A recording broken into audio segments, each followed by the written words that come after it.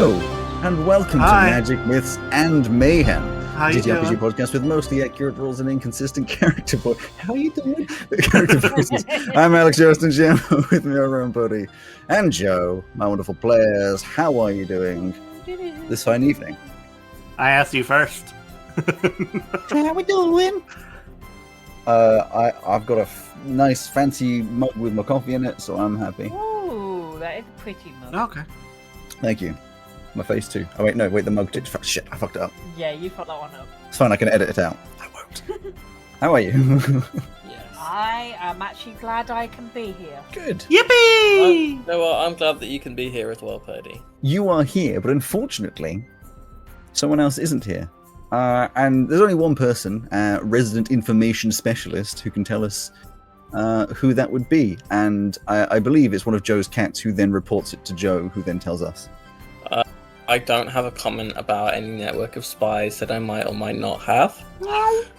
What I can tell you is that Mark is doing something kind of fairly historical today. He is an old man. Okay, we need to stop teasing him for his age. He can't help that. No, we don't.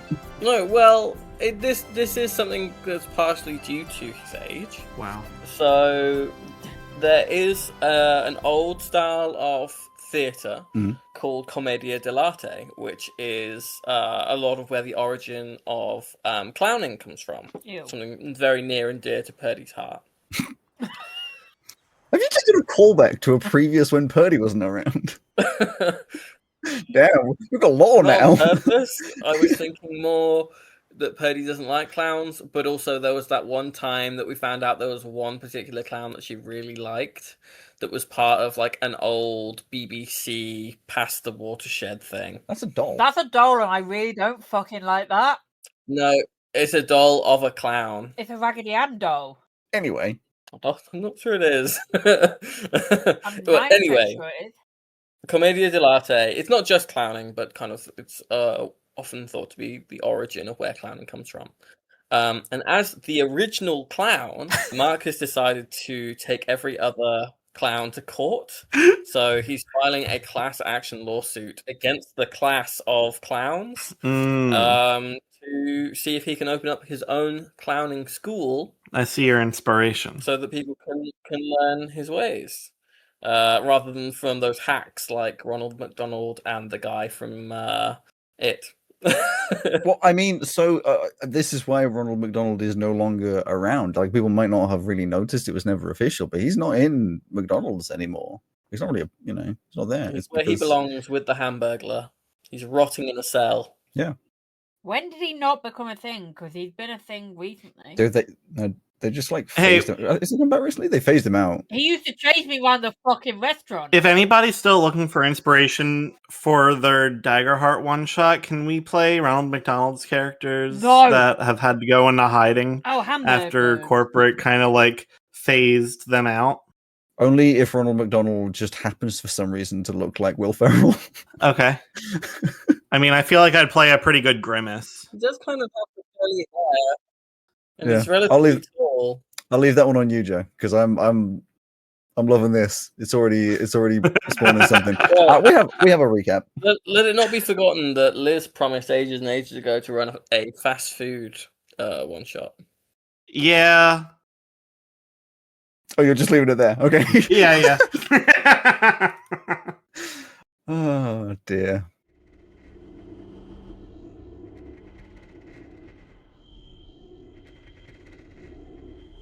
Begin system log. Archive ID MH-LSG-Delta 02.004. Access level confidential. Source Expedition memory cache. Crew of the Tainted Treant. Status partial integrity 92%. Begin reconstruction. System booting. Initializing memory core. Reading from Memory Bank 02. Moonhaven departure. Unit Niffy initiated route calculations. Travel options established between Moonhaven and Losig. Course selected. Ferry River descent. Vessel departed under stable conditions. Scan. Travelog. Active route data detected. Retrieving memory cluster.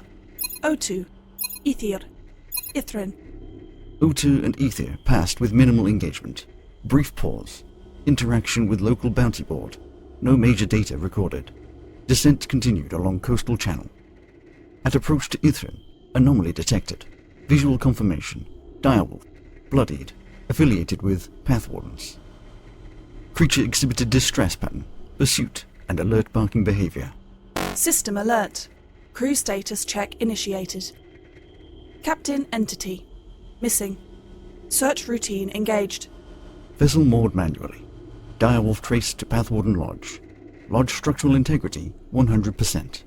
Occupant data null. Cross-reference. Local governance entity. Found. Deputy Mayor. Deputy Mayor acknowledged crew arrival. Emotional pattern relief. Apprehension. Request investigate Pathwarden disappearance. Activating field replay. Forest region scan. Clearing anomaly detected. Crew entered forest. Reported non-existent clearing. Visual null reference. Arcane interference suspected. Illusion field identified. Irregular. Unstable. Clearing revealed. Forcibly created. Arboreal matter displaced outward from central point. Biological data. Deceased junior Pathwarden discovered. Cause of death. Violent. Trail data. Magical residue detected. Directional. Follow route. Crew followed arcane trail deeper into woods. Terminal point. Wizard's Tower. Phase instability present. Structure flickered between planes. Exception. Doorway constant. Access attempt logged. Lockpick successful. Entry granted. Interior. 3 interchanging spatial nodes. Crew selected one channel. Transitioned to stone circular chamber. Single opposing door detected. Unexpected entity materialization. Entity Goblin _01. Engagement status terminated. Door reopened post-neutralization. Adjacent room identical. Duplication confirmed. 2 hostiles manifested. Repetition protocol continued. Incremental increase in entity count per iteration. Looping established. 1, 2, 3, 4, 5, 6. Entities. Crew agitation threshold exceeded. System note. Pattern recognition event detected. Source. Unit Niffy. Niffy initiated alternative subroutine. Tested opposite door pre-neutralization phase. Result. Goblins despawned. Environment restabilized. Re-entry point. 3 shifting chambers restored to active state. System note. Loop termination successful. Current status unknown. Data feed ends. Archive result. Partial reconstruction complete. Recommendation. Initiate secondary data sweep for Captain Entity. Sign off. Memory integrity maintained at 89%. Closing system. I have 3 things to say. I have Okay. something to say as well. I always like when Sarah gets involved in the recaps. I like that. So first thing, I like that she changed her accent slightly to very much enunciate in the sort of Siri style way. I'm gonna say, she loves doing it. This is not like I usually I'm like, would you like to? And she's like, hell yeah. She loves doing it, and then kind of gets into their voice acting. I love it. Well, the second is I very much enjoyed the little like stank that she put on Ithir. Ithir. I have a lot of recordings of her trying to say the dumbass names I've come up with. And then the third thing is I can't believe it's been 2 weeks since I had to dash off unexpectedly. But what did you? Okay, so you failed to do. I'll cut this bit out because it. Can I make my comment? Actual... Oh yes, of before course. Because it's a little you have a weird to comment, imagine. right? Use your comment. I'm a little scared that the 2 AI that were speaking to each other and decided to overthrow humanity are watching our specific D&D party. Oh no, so like my headcanon, and I appreciate that me having a headcanon about my canon is hilarious, but my headcanon, this is what TR-51 thinks he sounds like. Oh.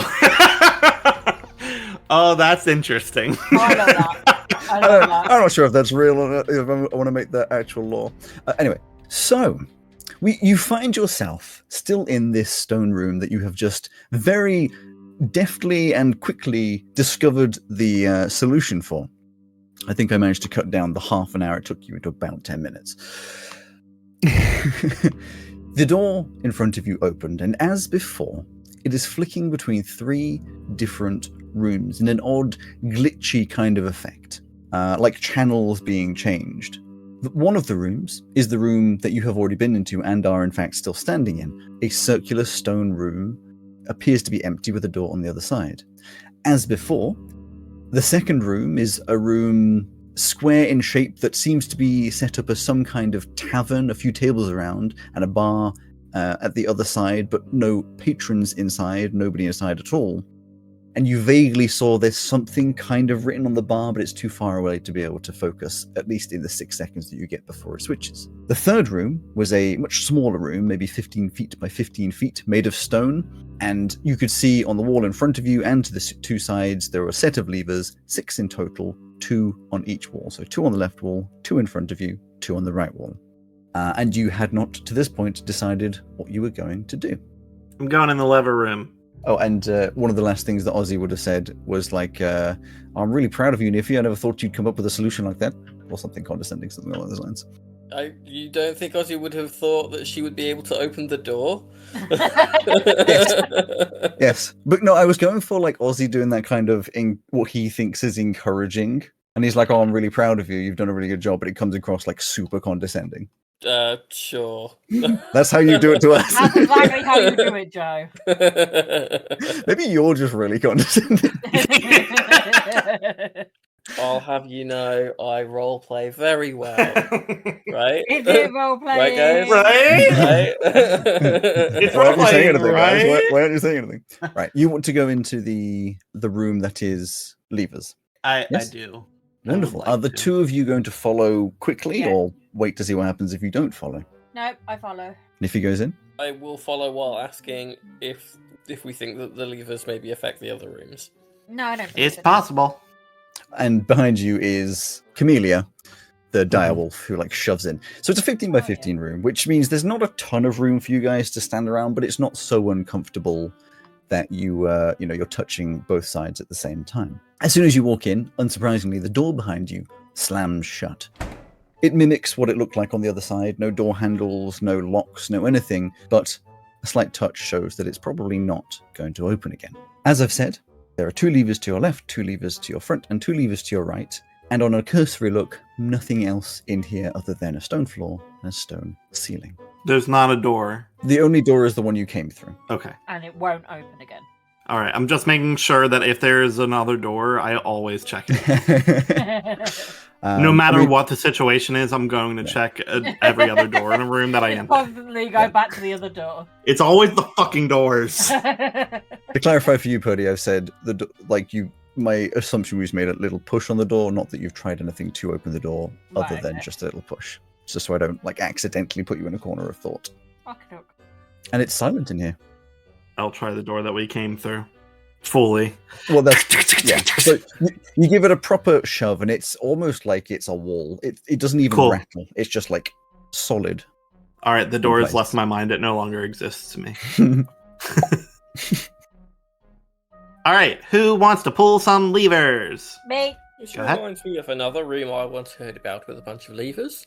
But when you push them all in one direction, then the floor dropped out from under you, and things a thing like this wolf here would kind of fall to the bottom. Good and point. all the floor would. I'm going to stand on my hoverboard, so that doesn't happen to me specifically. For clarification, your hoverboard, does that drop to the level? No, it's a Or full. does it stay? It flies. It is a flying object. Got you. Not that that would be of any concern.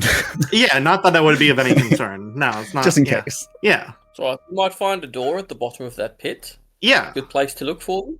It's not where many people would think to look. If that's where it would be, I want to be on this board so that I can control where I go rather than being forced to go somewhere. Now that I think about it, I remember hearing that wolf was actually just a guy in like a wolf costume. Kept having to take a whiz. That's really weird. Find what was it? Find Dave or something. I don't remember how we got to it.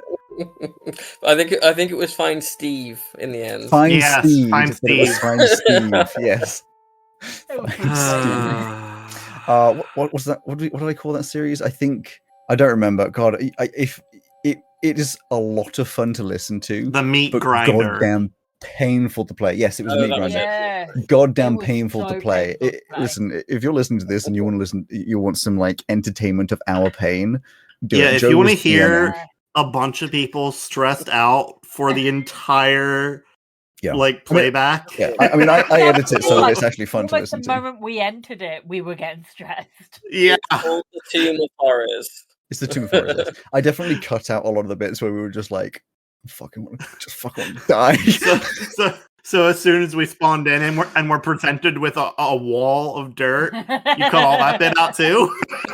It must be a really short Yeah, podcast. Yeah, basically, it's us introducing just our one characters. episode. It's just us introducing our characters, and then it stops. Yeah.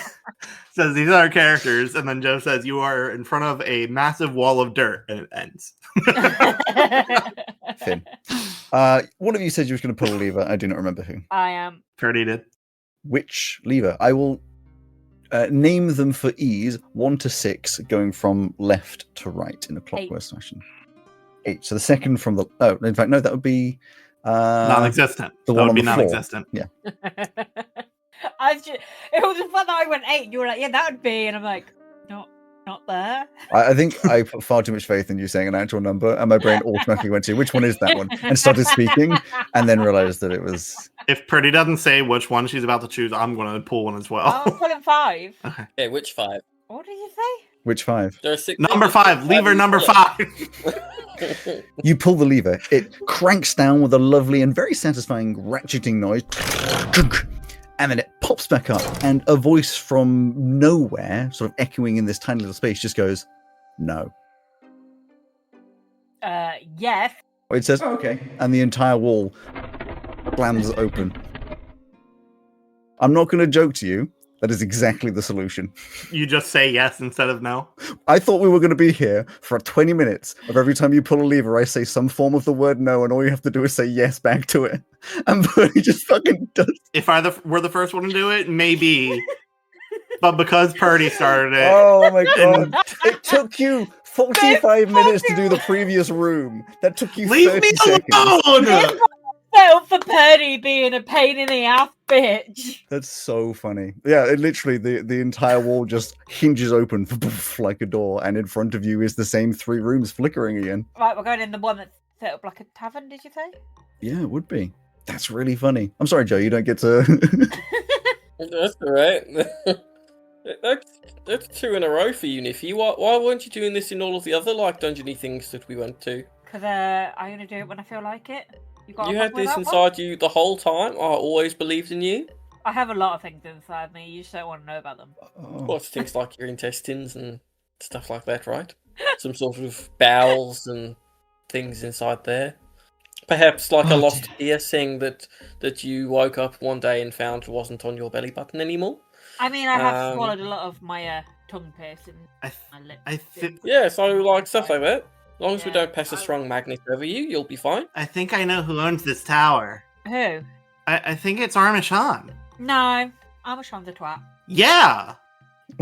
We haven't really been doing that checking thing that they asked us to do, have we? This tower's easy, though. Too easy.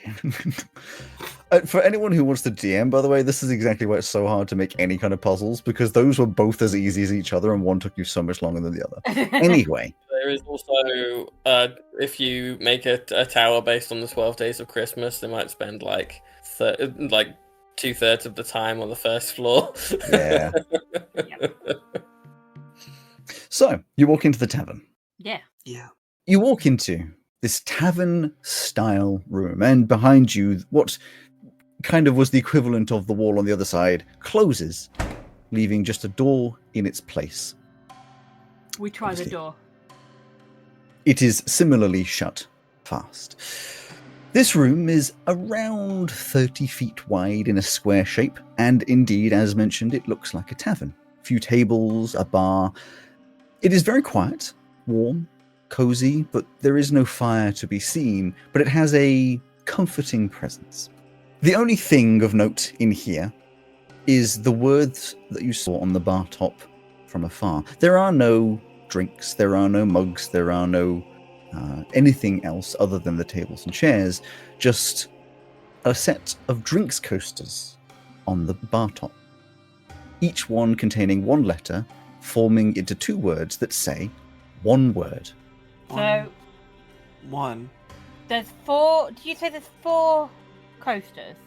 There is 7 coasters. Each has a letter on it, and it spells out one word.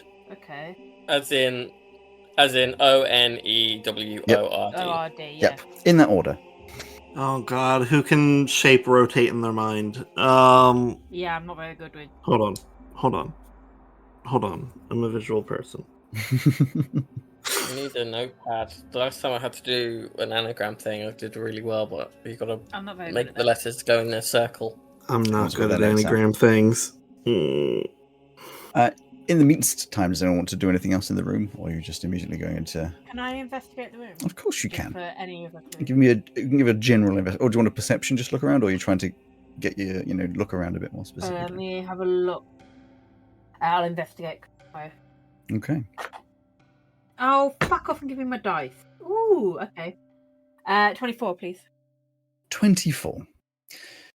You have a little look around the room just to see if there's anything else of interest, and note that though it looks like a tavern, there aren't any actual tavern objects around.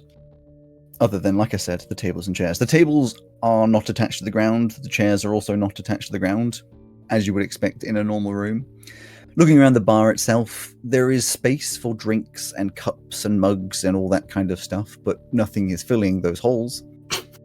Really? The only item that is movable, other than the chairs and tables, are these coasters, which you can move and place. You can pick them up off the bar. You can put them down anywhere, and they, as I said before, one letter per thing, one word. There are no capitals. They're all lowercase. I'm going to rearrange it to be a new door. You arrange the coasters to spell out new door, which is indeed not one word. And a door appears on the right-hand wall. I was just looking at it going, door, that leads 3 letters. I was literally just coming out with new door. I could have fucking done this dungeon by myself, bitches. That was my second thing. As I was writing the words down. You okay there, Rowan? Is there anything that would suggest that's what happens to us, or is it just I'm stupid again? What do you mean? Like there's nothing that would suggest that it's just lying to us. It just is, and I was silly. It didn't lie to you because it didn't say anything. It just Yeah. says one word. Okay. That could be rearranged for a new door. Okay. Sorry, I thought we were finally given instruction. my fault. To peel back the curtain, these were rooms of assumptions are not the path forward. You assumed the door was locked ahead of you. You were supposed to assume that it was which levers are you meant to pull, and you assumed that you were meant to make one word. We assumed that it was giving us instructions. Yeah. It wasn't. You know what? I never thought once that I needed one word. I was just moving the letters around to make sure that makes sense. I thought just funny. rearrange it into something that makes sense.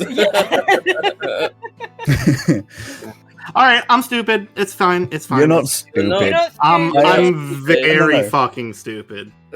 Rowan, you're not stupid because you're specifically falling for the things that I have specifically set up for people to fall for. Whereas actually the stupid people aren't falling for it. You are suspicious. Which, yeah, you kind of deserve to be after everything you've been through, Denise. I didn't even check to make sure that the coasters weren't electrified. Yeah, I was about to say, or that the handle to the new door wasn't electrified. Well, the new door doesn't have a handle, but it does swing open on its own. And as before, flicks between the 3 rooms. But as it goes through the first, the second, and the third room, it then flicks to a 4th room. We go in the 4th room then. A room in 4th? Fucking hey, that's a long way away. Did you not want to know what the room is before you walk into it? No? I would like to know. Niffy sees a different room and just goes straight in.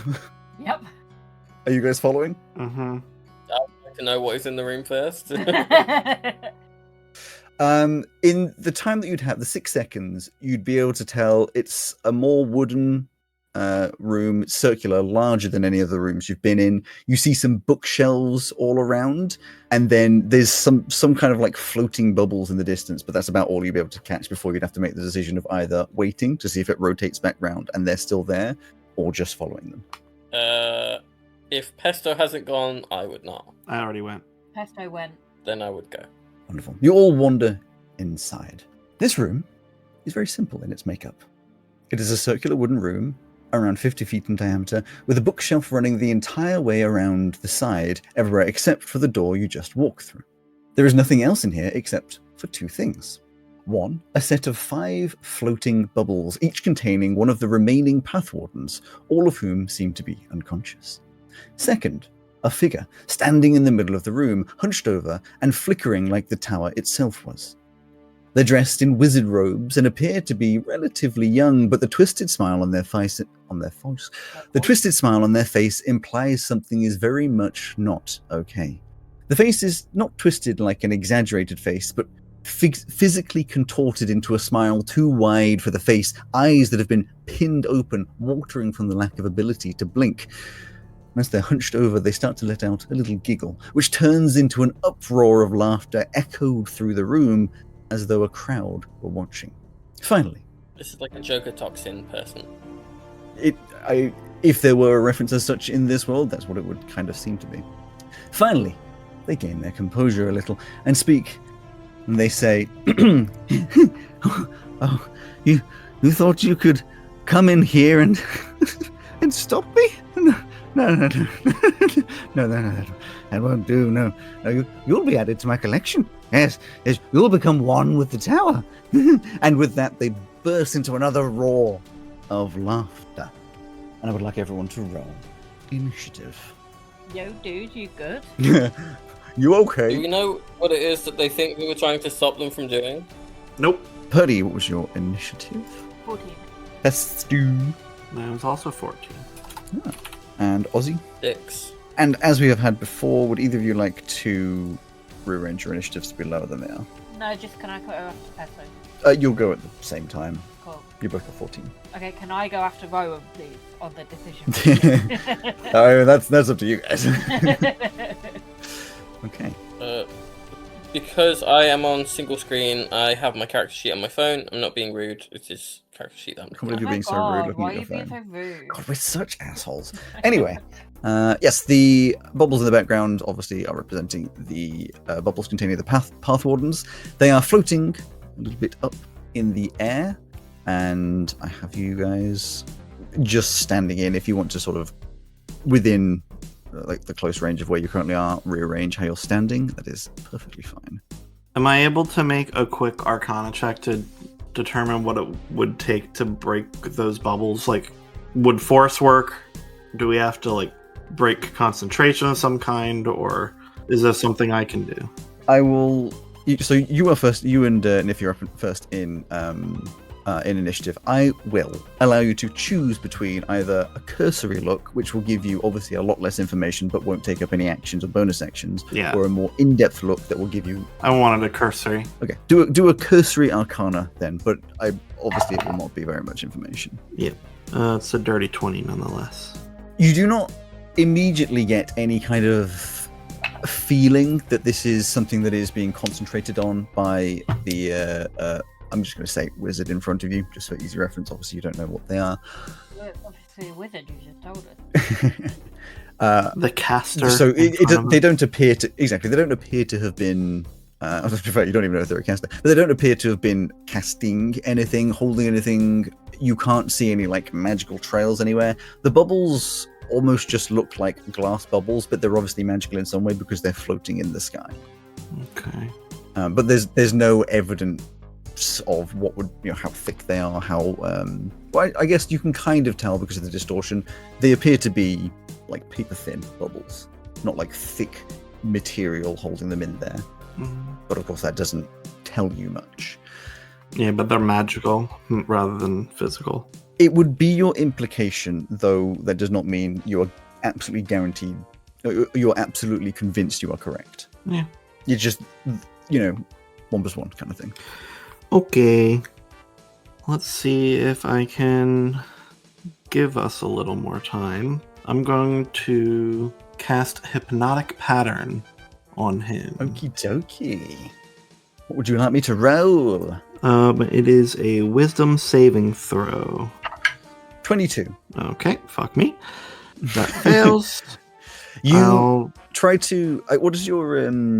what does that look like? I think my eyes flash a bright orange. Ooh, And a vortex kind of appears above him very cool. in a cube area and like kind of drops out of the sky. You know, like the swarm launcher thing in Yes. Michael Punk. You see, obviously sees this hypnotic, as it would be, but these eyes are crazed, just looking around, starts giggling at everything. It feels as though it may not be so much this mind is impenetrable, and maybe just this guy is insane. But either way, it doesn't appear to have worked. Then out come the toys. The toys!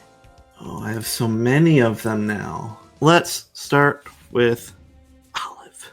Spitting some acid. Yep, dirty 20 to hit. Dirty 20 will indeed hit. Okay. Spitting that acid. Wow.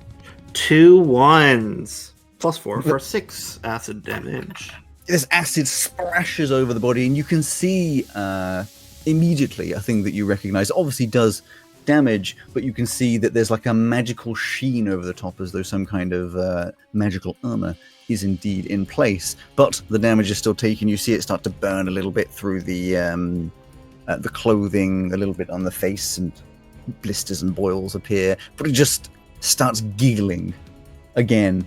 Not quite the maniac laughter, but seems to be weirdly unfazed. Okay. Now, the other toys. The long range boys. Mm-hmm.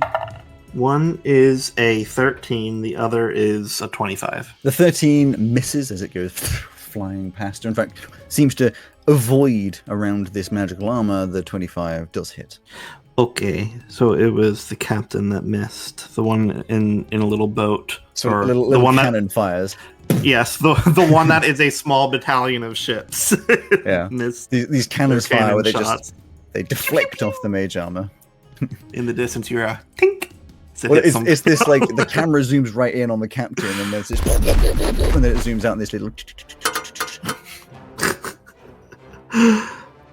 So, Lem with the little pea shooter does 8 damage. The little pea shooter, it seems to penetrate through this armor and go like right into the guts, and blood just splurts out. Yeah. Still laughing. And the 2 up close, 15 and a 12. 12. The 15 does hit. The 12 does not. Again, bouncing off this armor, but the 15 cutting through and slicing at the shins. Yeah, he seems to have some extra like reinforced shoes because Basil's not able to bite through them. But He just Pine bites Nut, into the leather and it's steel toe capped. but Pine Nut's flying up near his head and drills into his head a little bit for 7 more damage. Sure, 7 more damage. I'm done. I'm sorry it took so long. No, that's fine. Niffy. I am going to summon. Latte. Yeah. So you what did we discuss? You shake your treats, and then just even more incredibly, out of nowhere, appears Pumpkin Spice Latte, who like falls out of a bookcase or something. Like books go flying. They just land next to you. Yeah, I'm going to use my coiling grasp tattoo to grasp. You're going to try to grasp. Well, yeah. Which I believe would be a dexterity saving throw? Or is it acrobatics or Strength something along those saving. lines? A strength saving throw, of course. 16. Fuck. For 40. I'm going to assume that passes. Yeah, you Yeah. try and wrap around with this this tattoo, which I believe... I don't remember if you said what it looks like coming out of your arm. Maybe some, like, purpley tendrils. Yeah, so it, Like lightning. you'll see down her arm that she's got a dragon skeleton tattoo, and amongst it is like purple light. It's purple lightning. Yes, which charges out and just sort of reflects off this magical armor. He stares you in the eyes. It's weird staring into his eyes as he just starts to laugh even more. You are pissing me off. Just laughs even more. yeah, I will command Pumpkin to go up and fight. Of course, charges over. And roll to hit. So 4 plus 7 is 11. It misses. Yeah, I thought it would. Pumpkin just charges over, starts trying to bite before they've even actually stopped, and just chomps up the air and rolls over, completely flailing. Right, next up is Camellia. Now, Camellia looks prepared and ready to fight, but obviously has seen the Path Wardens up ahead, so it charges 5, 10, 15, 20, 25, 30. So they get to about here and start just like jumping up at the bubbles and kind of whining rather than attacking. It then moves on to your new friend standing in front of you, who, aiming at all three of you, some frost starts, and it would actually be at whichever toy is in front as well, some frost starts appearing between their fingers as a blast of cold air erupts from their hands. Could you all please make a Constitution saving throw? 25. Me too. Wonderful. 7. No, 6. 6. Unfortunately, Niffy fails, but the rest of you do succeed, so you'll be taking half of this. Cold damage, obviously. Niffy takes 36 cold damage. The other two of you obviously take 18 on your saves as you get blasted, frost appearing over your armor and your eyelashes, the stinging pain going through your body. 18, you say? You'll be taking 18, yes, because that's half. How do numbers work? They add or subtract normally. I mean, they can do some other things as well. I did say normally. When he does that, it does destroy Basil, who is right in front of him trying to get his foot. Oof. Yes, just gets frozen in place like a little statue. Well, it would, but when it's no longer able to move, its unstable nature causes it to expand and explode. Into Amazing. So this frozen outline appears, making a little statue of Basil, and then the ice starts suddenly breaking away and just the crack starts forming on it as there's just this explosion. What's the explosion look like? Is it glittery? Is it fiery? Is it just like debris of what he's made of? What they're made of? Yeah, it's a bunch of wood and stone shrapnel that just kind of flies out. And what range coming out from them? It's only 5 feet, so I need him to make a dex save. Sure, I think that would. It would hit your Pumpkin and your other toy. Yes, it would hit Pumpkin because technically they're in this central. They're here, so a 5 foot. Actually, Pumpkin isn't more than half in. But I would say your other toy is. And obviously, they are as well, so they're making it. Did you say dexterity save? Yeah. They completely fail at a 5. The toy passes and they have evasion. It's not going to be one of those, one of our situations in Baldur's Gate where one of them explodes and then they all explode. Yes. Correct. Okay, 2d6s. 10 force damage. This explosion of splinter of wood and nuts and bolts and all these kind of things go flying out. And at first you think like, oh, nothing's happened as usual. This guy doesn't really care because this smile is still stuck on the face. These eyes are still stuck open. And that's when you just see like this trickle of blood coming down the neck. The face is stuck in this position. The blood coming down is followed by the entire body just collapsing to the floor. Oh! Huh. Yippee! Ow. What's a bit niffy in here, eh? Because of the cold? She just gives you a death stare. Yeah, like that. That's very chilling. Does somebody want to stabilize this guy?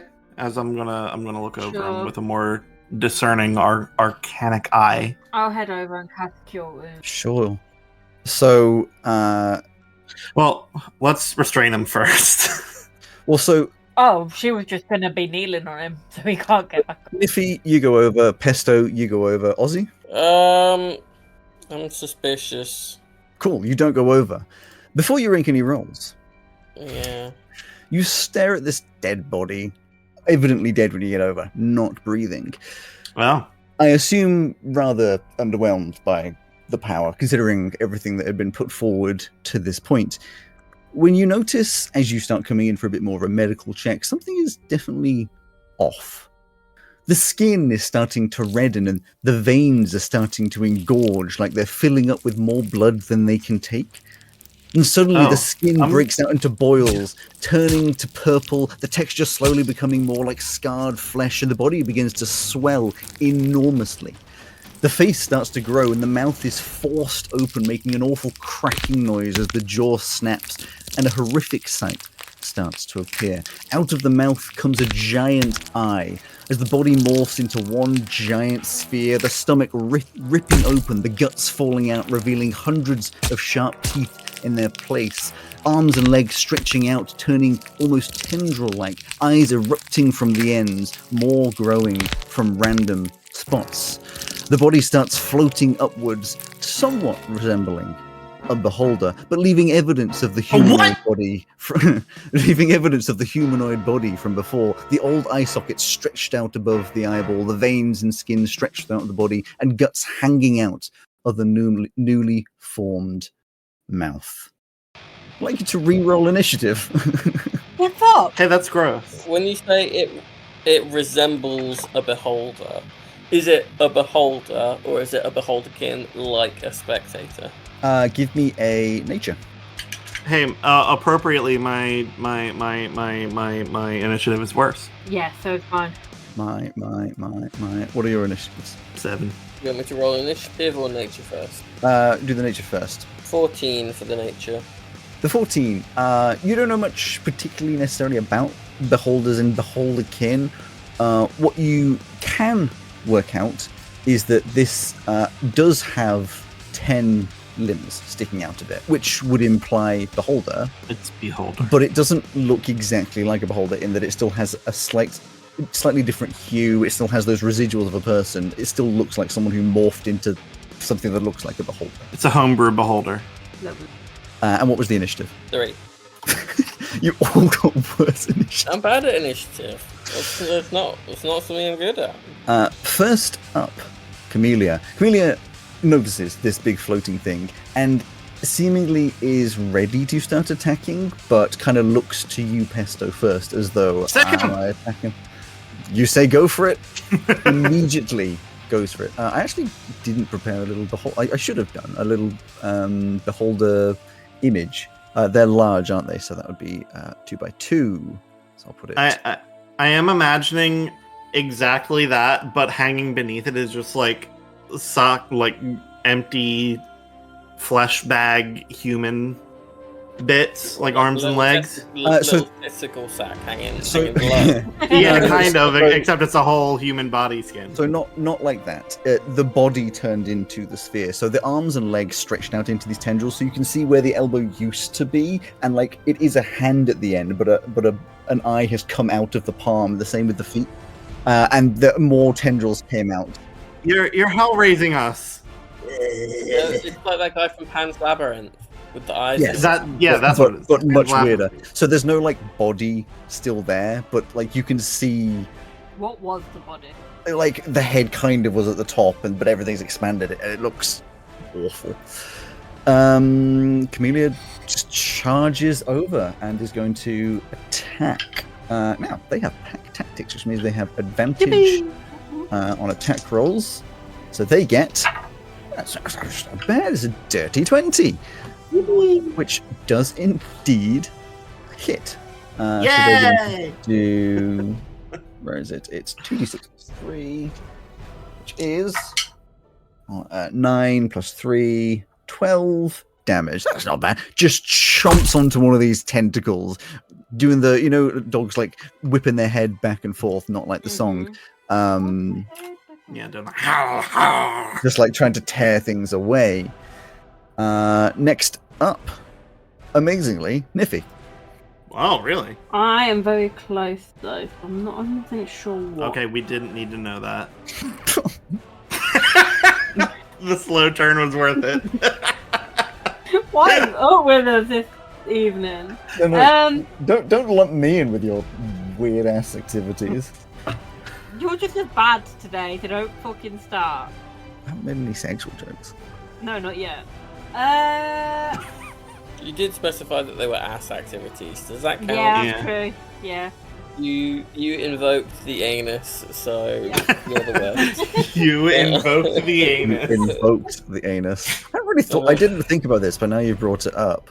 I imagine with the way I've described this, the whole of the thing, it probably still has a butthole, just kind of stretched out. Yeah! Oh, Beholder butt! Buttholder.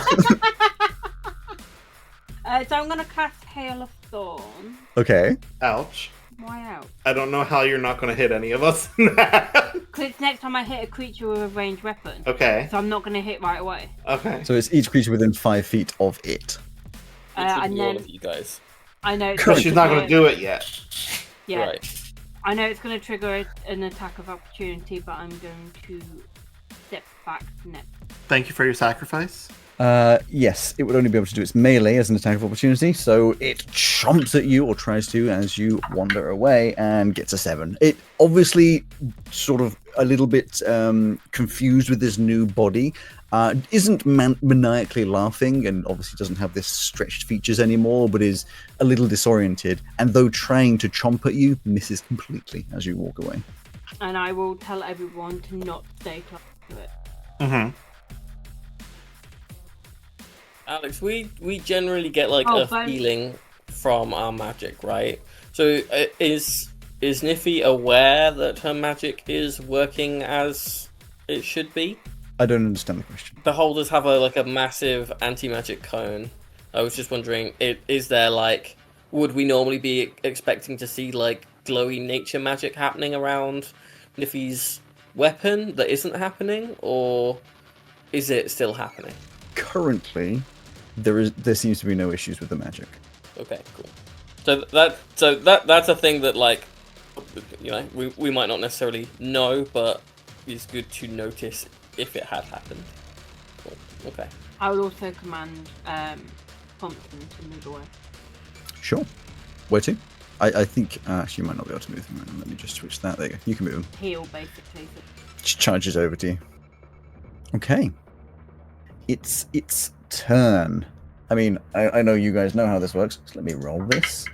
Let's do one at a time, shall we? One of the weird tentacly arm doodads points at Niffy.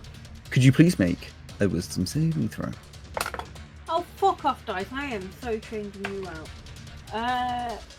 Wisdom did. Indeed. 5. 5. As you run away, you turn back to look at it, and one of these weird tentacles looks at you, and this weird purple hypnotic-esque pattern starts coming out. You cannot help but fall asleep. You fall unconscious. Fuck off! The second one is going to point at Ozzy. Could you please make a strength saving throw? No. Oh, not good. 12. 12. But you're the one who's meant to do strength. I don't know if this is going to help. I'm going to Flash of Genius and add 4 to your save. Oh, you didn't bother doing that to me? Did you say it wouldn't have made any difference to yours? Did you say it was a 12? Yeah, it wouldn't have. No. He did. It was a 12, it is now a 16. One of the eyes looks at you, and you feel this grip tighten around you, this magical grip, trying to move you, and it almost gets you until... What does your Flash of Genius look like? I think that's just like how like quick thinking forms to me. So I'm like, watch out!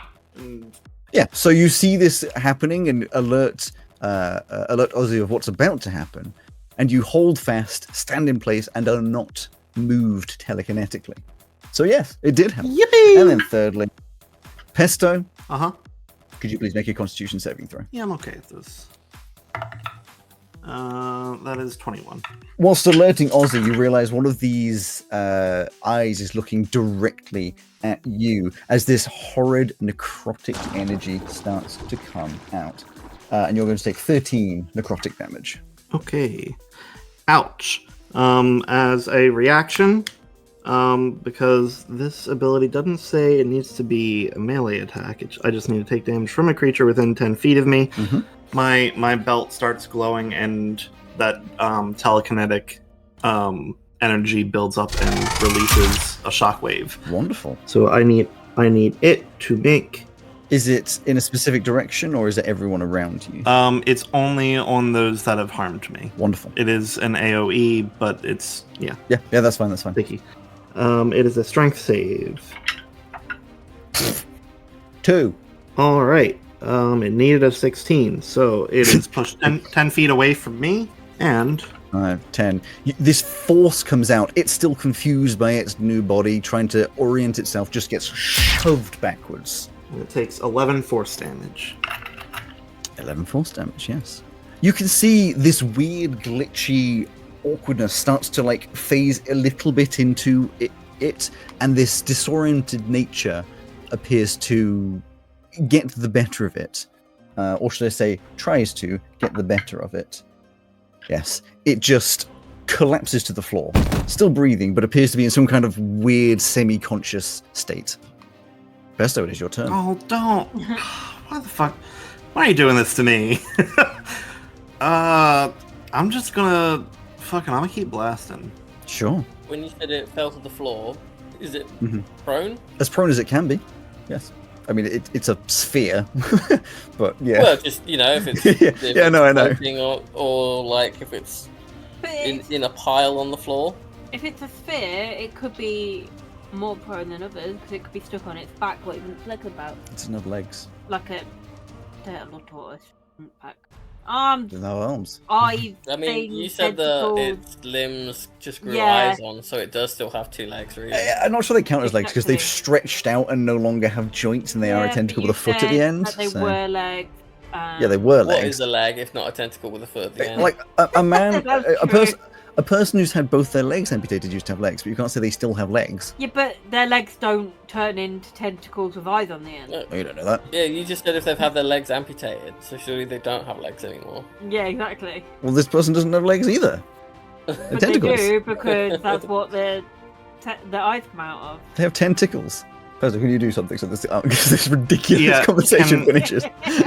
Can I make a more detailed Arcana check on these orbs holding the friends? Yes, you certainly can. And you can take an action for it if you want to be more Yeah, in I depth do. the details. Yes, and that is a 22. 22. Wonderful.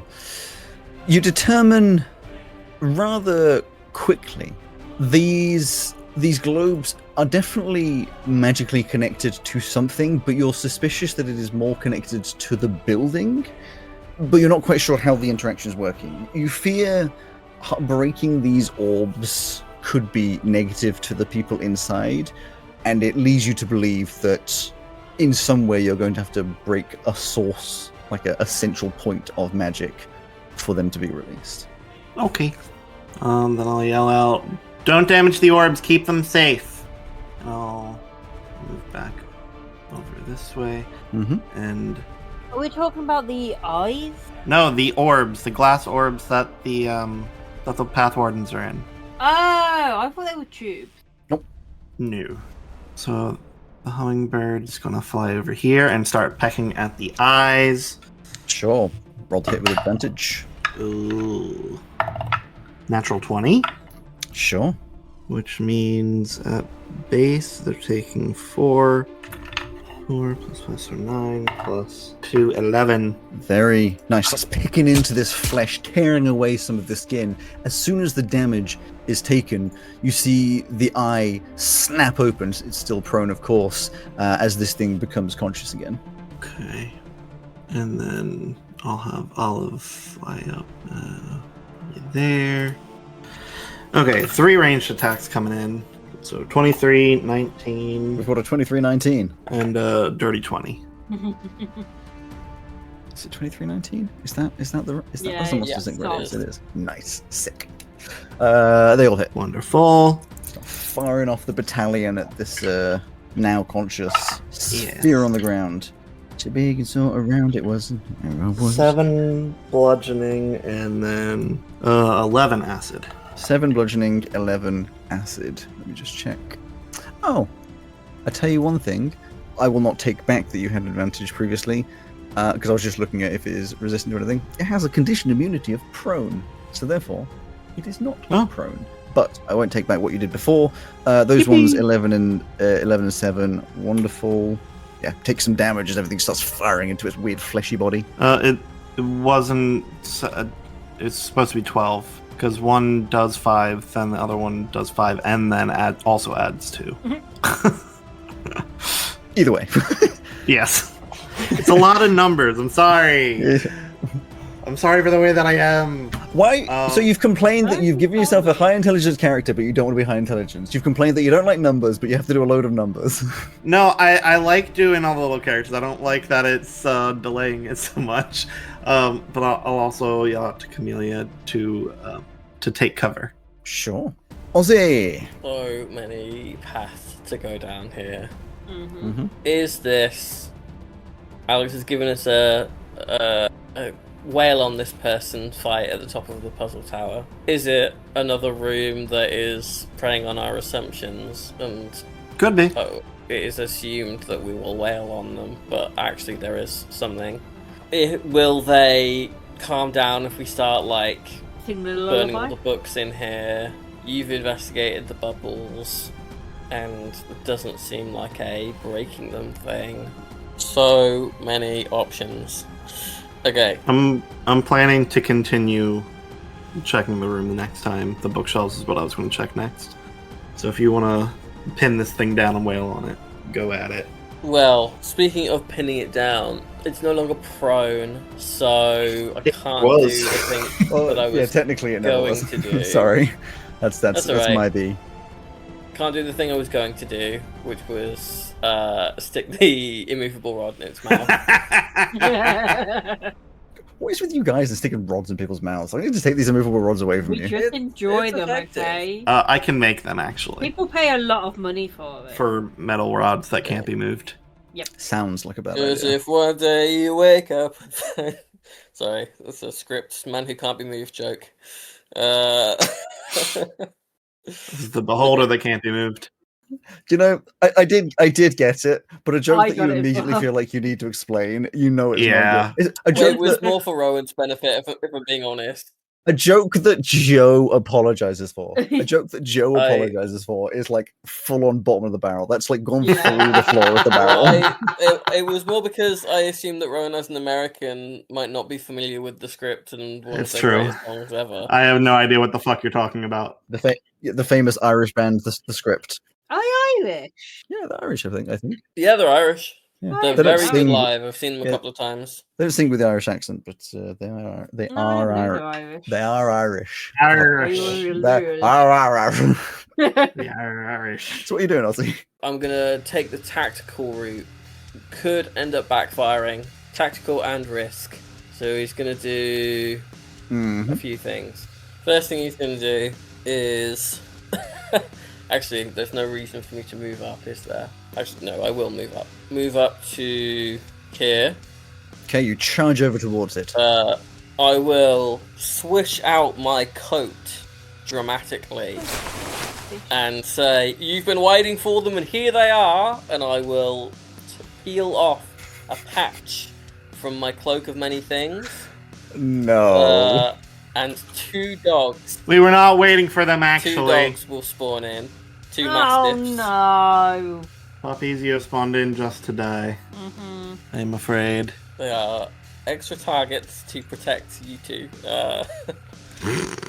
So I'd rather just be a target myself. we're gonna say that I was fully ready to take the first option of using the sacrifice rules campaign to stop Camellia from being hit by a ray if I had to.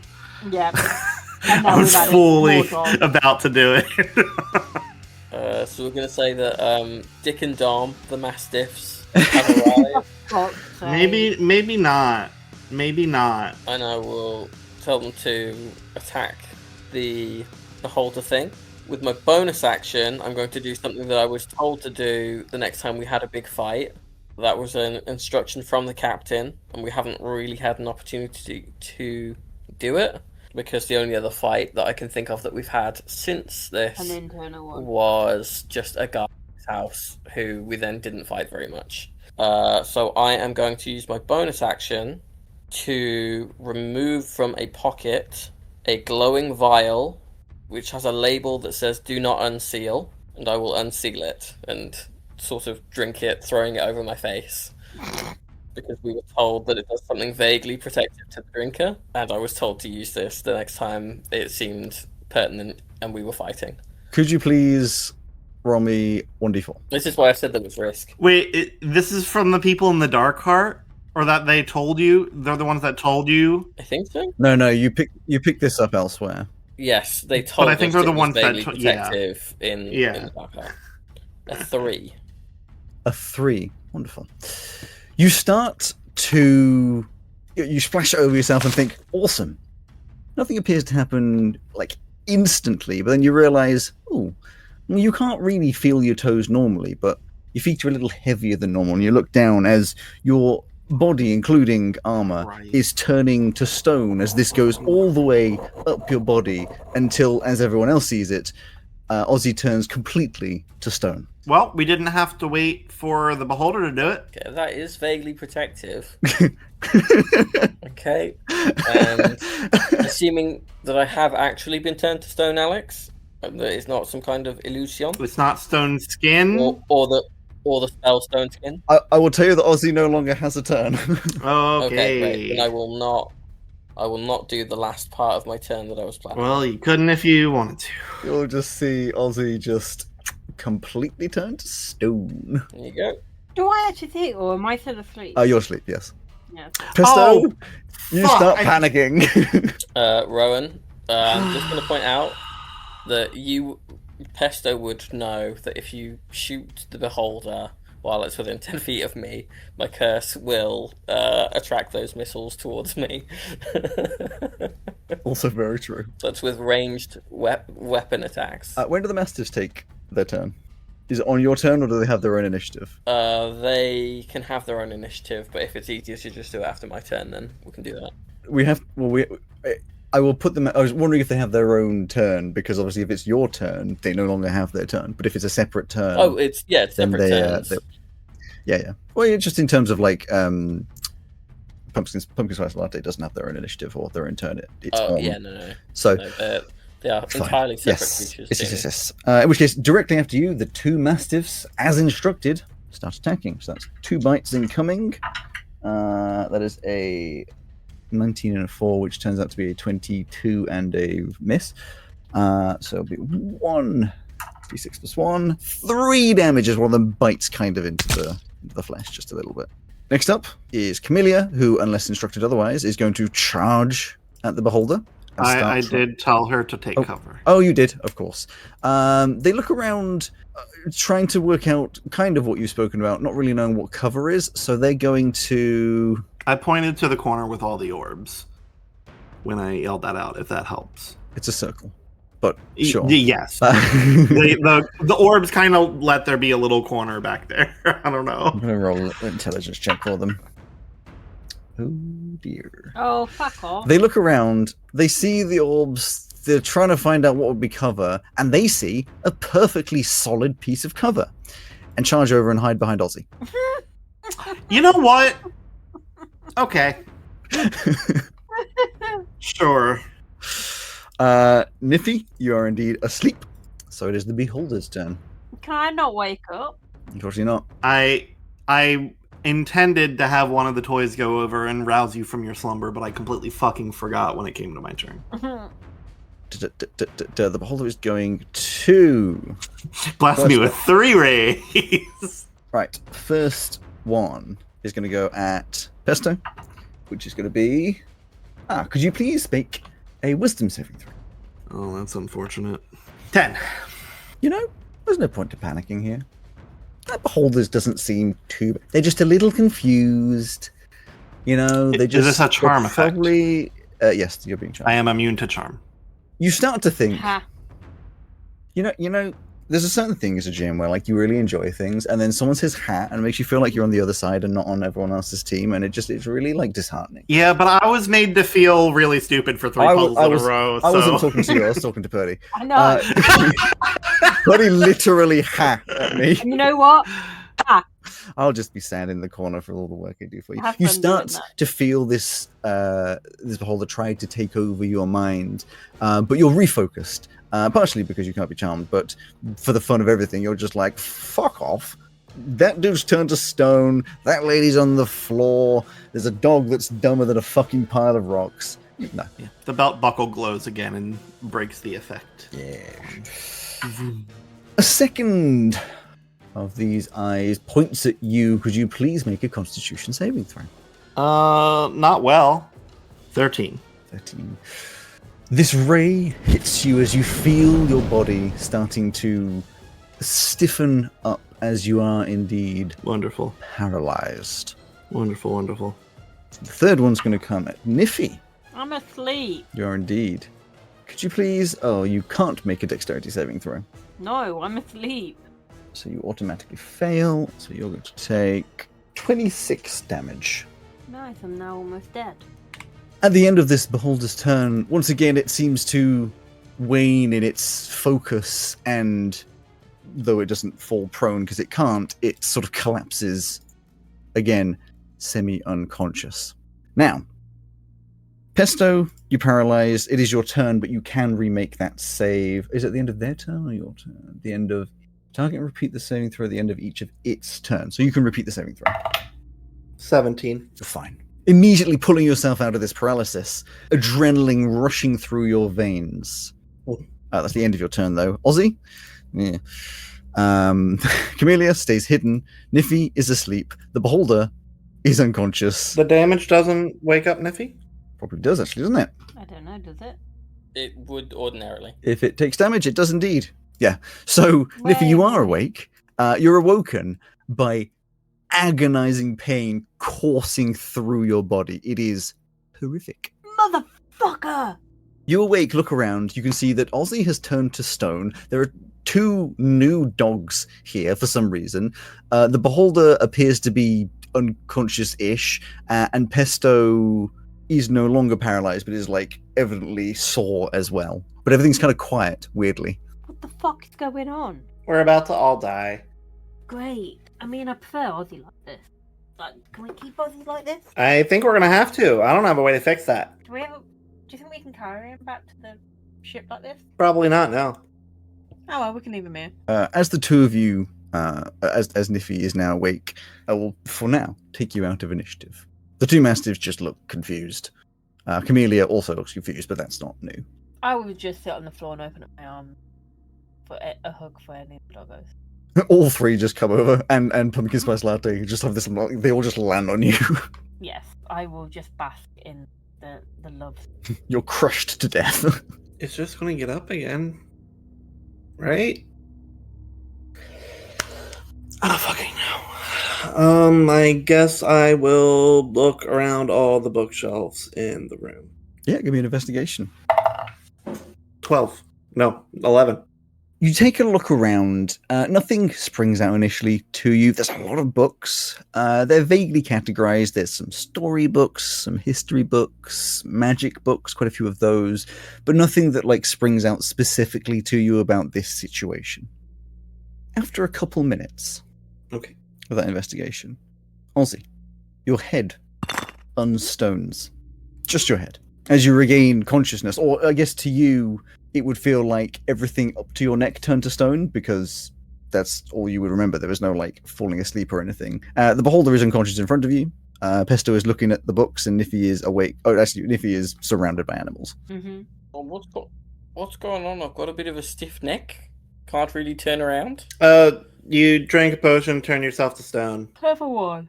Oh, I can't believe the beholder tricked me into doing that. That's crazy. I really don't think it was a beholder somehow. We watched you do it of your own free will. Yeah, I thought that maybe it wouldn't be such a bad thing. Clearly. I couldn't find anything in these books, and I don't really want to fuck with the beholder if it's going to wake up again, because clearly we cannot handle it. We need to get these orbs, or the guys out the orbs. Yeah, we can't break them. If we break them, it's going to be bad for everyone inside of there. So how are we going to get the orbs out without breaking them? Hey, if you go in my bag, I've got like my immovable rod. Did you just want to put that in the beholder's mouth? I really don't want to mess with the beholder at all. All right. And also, your bag is also stone right now. I can't move my head to see, so It's like anything that is you and on your person is just stone. Really wasn't a clever thing to do. Wait, Ozzy. it's what the captain told me to do. Captain's not even fucking here. No, it was an instruction from earlier. when we got this bottle and we found out it was like do a protective thing, you said, I'll use it in a fight where it seems prudent. So even when the captain isn't here, he's making shit calls. Oh, it's not up to us to question. We just gotta do what the captain orders. That's why he's the captain. No. We need to ask questions if we think it's a shit order. But, we live in a dictatorship. I don't want to question the authority. What? I don't know what dictatorship you. I ain't fucking living in it. He's in charge. I mean, we should probably be focusing on these books and stuff. I've already looked at them. If y'all think you know better than I do, then feel free to take a look. Okay. Is my bag turned to stone? And all my stuff. Yes, it is. Damn Yeah. it. I investigate the book. Yeah, you take a look around once you manage to squidge out from all of these dogs. Oh, fuck off. I'm going to take 6 seconds to bring Basil back up. Sure. 23. 23, much better.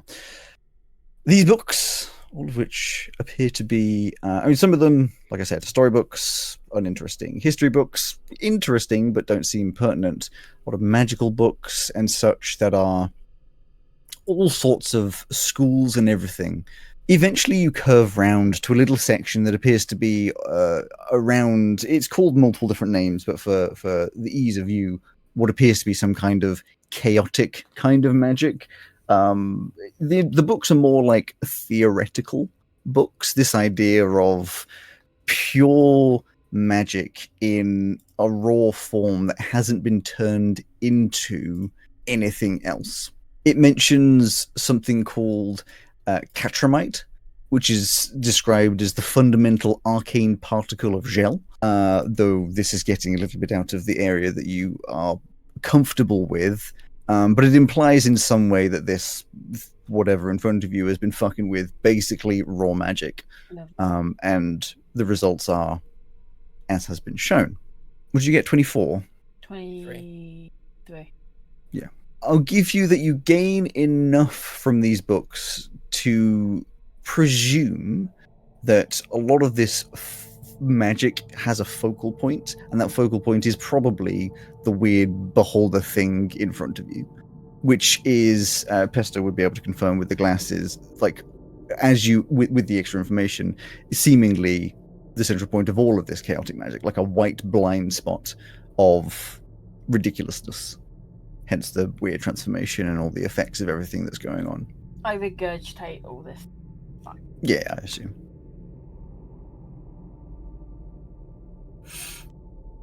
Well, I guess we wait for Ozzy to be not rock anymore.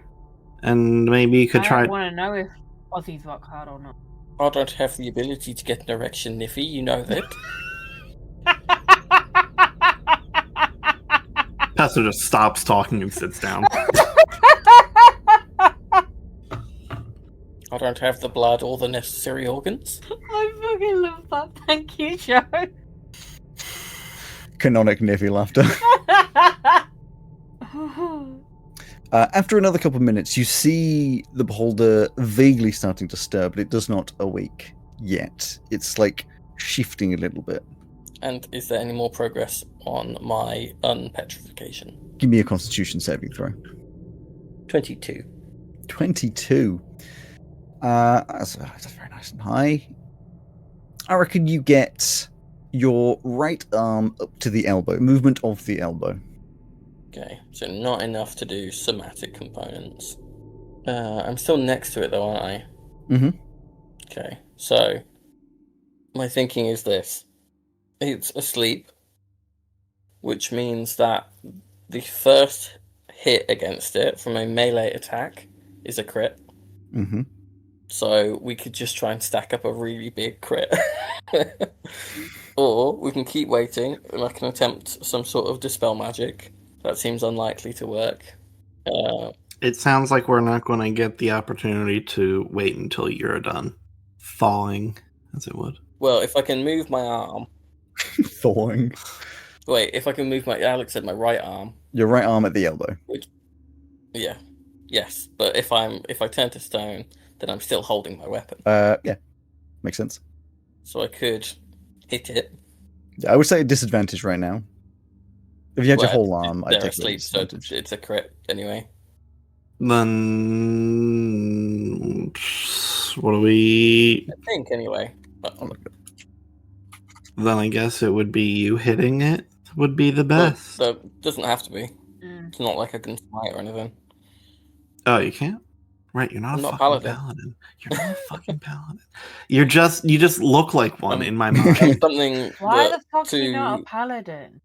something that to the untrained eye resembles a paladin. Yeah, you're like a fighter and a cleric, which is effectively a paladin. Yeah, but I'm not charismatic. So true. We know. Okay, clarifications on the unconscious. Attack rolls have advantage. Any attack that hits the creature is a critical hit if the attacker is within 5 feet of the creature. Oh, okay. Does not specify melee. Any attack. So, do we have any big attack roll thing? Doesn't have to be a weapon attack. Liffy has her trickster's coin. With the trickster coin, did we ruin the trickster coin, or we just dislinked the? No, you just got you broke the curse on you, but it's still an item that very much works. You're just aware that Okay. it would recurse you if you used it. I need to recurse myself. My firebolt is 2d10s. Well, that would be 22 at minimum, Rowan. How much? We didn't do very much damage to this thing, did we? No.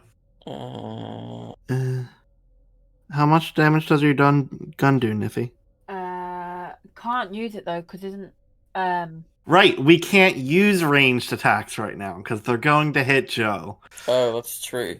Wait, that's for a projectile. Yes. A firebolt is not a projectile. Is Firebolt not considered a Is it projectile? No, you shoot a little ball of fire. I was gonna say like that. It's a magical projectile. That is. It's a projectile nonetheless. You I thought hurl it a was motor fire at a creature. I mean, a arrows and projectile. stuff. It is a ranged attack, and a projectile isn't defined as a solid object. It is just something that's fired at someone. Look at the exact thing for the shield. Shield of missile attraction. Sorry. I am simplifying it.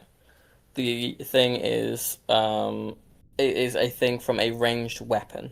That's why I have the word projectile for it. Okay. Which would mean spells don't count. Yes, Yeah. but and how much damage does your gun do, Niffy? What's the dice? 2d10, I believe it is. I've got to pull it up. It's written in my Sounds about right. 2d10, yeah. So 2d10 plus your ranged. So about the same anyway. I could do 6d6 with the spirit cannon at 3rd level. Which would be 36 plus 66. Yeah. Well, that sounds like the better option. After another couple of minutes, it seems to still be stirring, but can you give me another Constitution saving throw, Ozzy? Another 22. Right. Another 22. Then I'll say you regain complete movement of your right arm, and because it's on that side, some of your gear is starting to unstone as well, but to this point is not particularly useful. So we could do that. You two hit it with stuff and all of our menagerie before it gets the chance to do anything. For clarification as well, I will allow you to, though it is not technically a D&D mechanic, all attack at the same time and consider them all to be simultaneous because it is unconscious. It only makes sense to me. So rather than one of you hitting it, crack into initiative, and therefore see if the other ones can take their attacks, it would just be all of you attacking at the same time if you were to do so. Sure. Won't me shooting it still affect you? Yeah, you'd have to do something that is not shooting it. I don't know. The spirit cannon thing, Joe, is that ranged? It is, but it's Well, you do unconscious, need so to it's a be- crit. Yeah. Yeah, second definition, only one of them would do that crit because the Yeah. other two would be awoken, but you can still all do the attack at the same time. I can boost it a little bit. It will be the last of my 3rd level spell slots to do this, and the upcasted spirit cannon, which is just guiding bolt for anyone wondering, is I could do Raider's Mantle, which would give all of us, all of my allies, so this includes all of our summons here, an extra D4 when hitting with a weapon or an unarmed strike.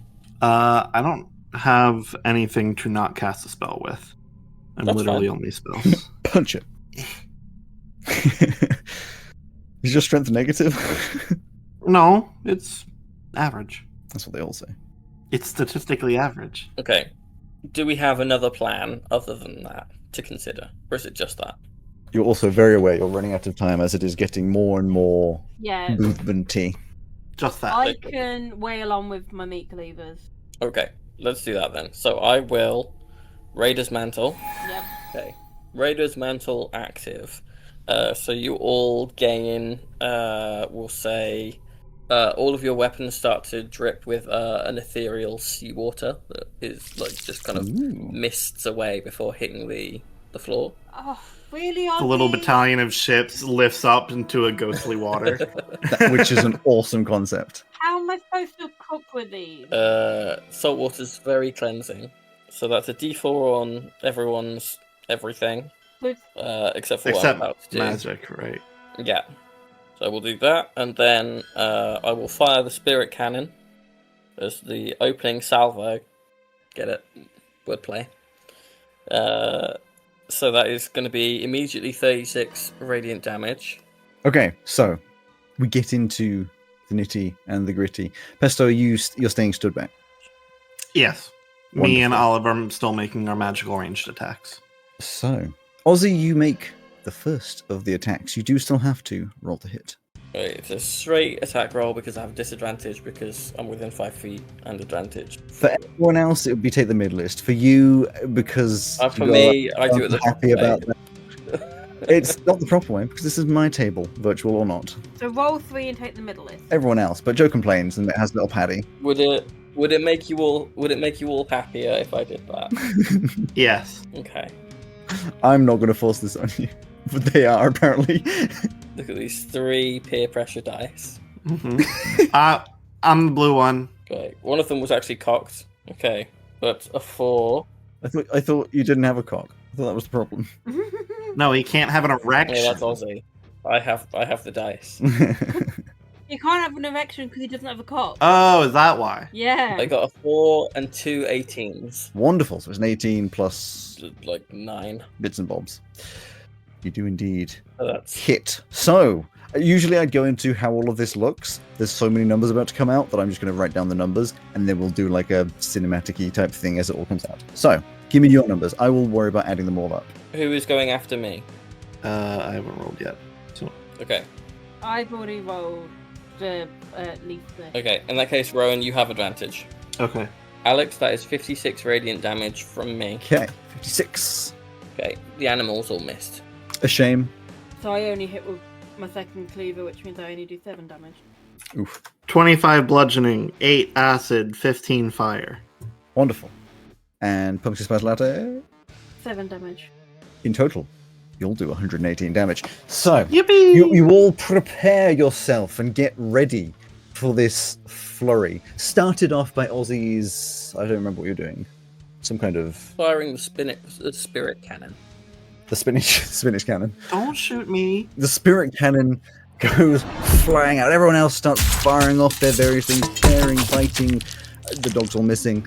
As blood starts flying everywhere as you do 180 damage. I think I hit my macro because in the damage portion I did put 118, but now it just says moo. What? Oh, right. Yes. You The did moo hit your haunts you. macro. The moo haunts you. It looks extremely unhappy and extremely fucked up indeed. And because it's been so long, I will get everyone to reroll their initiative again. God damn it. Oh my lord. 17. 9. 7. Ooh, some nicer initiatives. Well, which puts the beholder first, who lets out a billowing roar. He's going to start attacking. So, Ozzy, as still as you are standing, My dogs were useless. could you please make... Well, you won't be able to do this. A dexterity saving throw that will be automatically failed because you are unable to move. Am I being disintegrated? No, you turn to stone. Oh, there you go. That's fine. A ray hits Ozzy and he just returns to stone. The next one is at Pesto. Pesto, could you please make a Constitution saving throw? No. You're going to take... not that good. 17 necrotic damage. As another ray blasts you in the face. Ow. You're feeling By the way. rather sickly. Rowan, Mm-hmm. Is it you or Mark that had the ever-smoking bottle? Mark, I think. That sounds like a Mark thing. Yes, he but- definitely took that. Yeah. The third one is going to be at Camellia. What the fuck? No, I don't think so. But I'm not close enough to sacrifice. Camellia, looking angry and annoyed and very bitey, just suddenly seems to get kind of distracted by everything else and unbothered by the beholder. Pesto, it is your turn. Wait, is that a charm effect? Yes. Allies within 30 feet have advantage, so they can have another roll on that. They still didn't succeed. Damn. All right. They've got one brain cell fighting desperately. They just like sit their butt on the ground and just start sniffing the floor. Yes, Pesto, it is your turn. I'm gonna do the same thing I just did and make far too many rolls. But I'm gonna do myself this time first. In fact, actually, the three of you are all at the same time. So, Niffy, you can also take your turn, and Ozzy, you are turn. My firebolt misses with a 3. You can make the saving throw again. You can now make a dexterity saving throw. Just repeat the saving throw. I don't know how you'd make a dexterity saving throw whilst stone. Specific beats general, I guess. Oh no, I see. It's because you're turning to stone. It begins to turn to stone. I mean, if it mimics the spell Flesh to Stone, it is usually like a 3-turn thing. Well, it doesn't say. It just says a target creature must make a dexterity saving throw. On a failed save, the creature begins to turn to stone and is restrained. It must repeat the saving throw at the end of its next turn. On a success, the effect ends. On the failure, the creature's petrified. Oh, I see. The next turn. So you are not yet stone, but you must repeat the thing now to see if you completely turn to stone. So please make the... I got a 20. Yes, and you do succeed, so you do not turn to stone. Doesn't specify that you wouldn't be able to take your turn. It's just a saving throw at the end of your turn. I should So have you had can- my last turn. There was no last turn to have. You haven't missed a turn. Oh, okay. You are currently in the turn that would have been missed. Gotcha. Do we still have our shroud bonus? Yes. Then 27 magical bludgeoning damage to you, Alex. To me? Yes, to you directly. Oh. Well, I'm doing an extra 10 on top of that. Backing your life points directly to the Shadow Realm. You all just start wailing on it once again. Well, the thing is, half of us miss. Me, Olive, and one of the toys. It doesn't matter.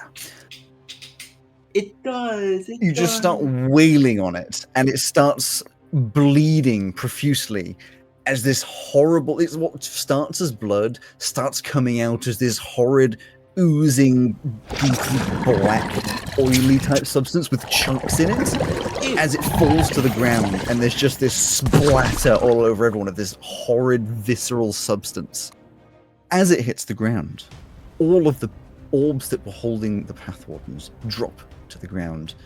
The orbs disappear, and they drop to the ground as the walls around you begin to crack and split, with debris falling from the ceiling and a magical light starting to penetrate through these appearing cracks. The door behind you is subject to one of these cracks as it smashes open, revealing the outside.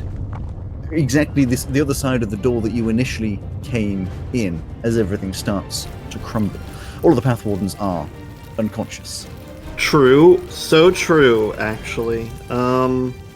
Ozzy is still mostly stone. He'll be fine. Well, because I shook off a turn to stone effect, do I also shake off the other turn to stone effect? No, they're two effects.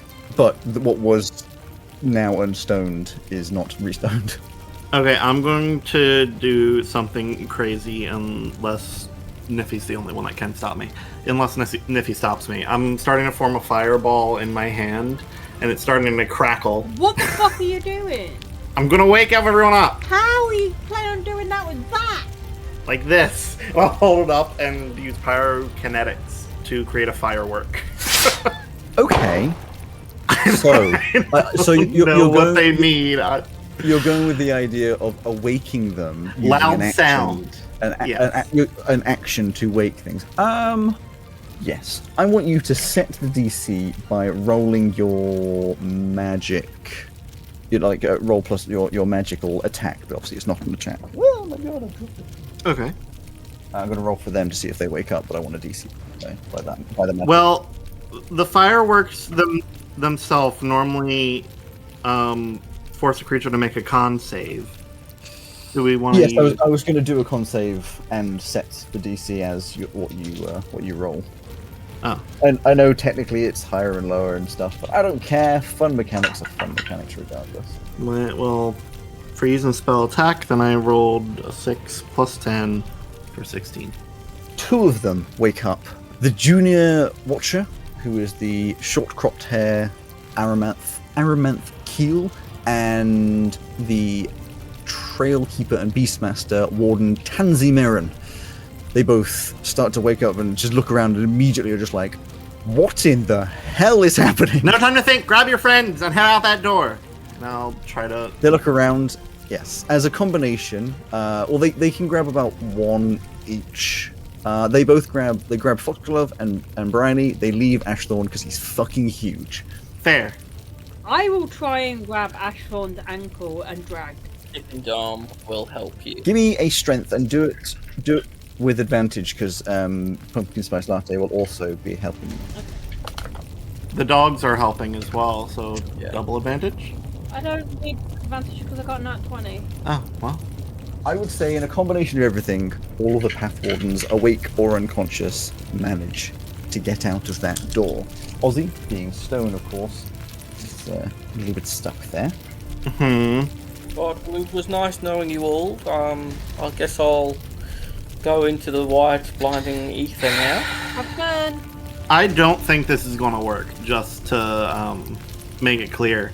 I'm going to, with my 4 toys and Olive, attempt to marching band, march this stone Ozzy out. There is a lot of you, so this will be a fairly high number, but it's not going to be roll a d20 for all of you. I want you to roll a d20 with advantage for your strength, so add your strength. Then I want you to add 1 for each of your toys. Can I add my athletics? No, because I'm already giving you a bunch anyway. Okay.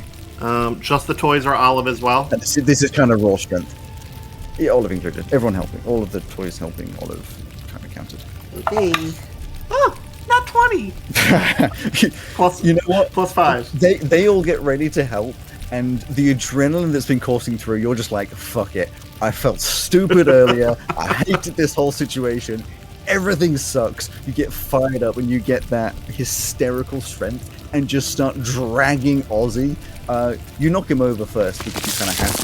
Ozzy, you end up on your face, scraping backwards as your legs are being pulled. I just assumed you were gonna tip me onto your hoverboard, but this works fine. The hoverboard cannot hold that much weight. And you didn't even think of that. You're just dragging him out as everything falls apart. Ozzy, you can't Hesper's really barbarian arc. Yep. As all the pieces are falling around you, crumbling, the music is playing in your head. Oh no, it's fine, Pepper. Just take your pills. I'm okay. It's a very muffled voice coming from this I'll be alright, Pepper. Don't worry about me. Are you speaking? What the hell? Yeah, I just wanted to let you know that it's fine to leave me here and take your pill. I've already got you. As you get to the door, everyone else who is now outside, you can see this tower is just freaking out. It's glitching, it's cracking, there's light penetrating out from it. As you guys get to the doorway, the entire tower just explodes in magic. All sorts of colors go out. It's kind of like a firework, but 1,000,000 times more terrifying. And there's a wave of energy that knocks you backwards with this uncontrollable speed as you're all just slammed into various bits of trees and others. I'm going to say all of you are knocked unconscious except for Ozzy. I believe I'm resistant to everything at the moment. Well, exactly. So you just go slam into a tree and hit the ground. Could someone roll me over? It's kind of hard with just one arm. You start talking and just no one responds. Dick, John, can you hello?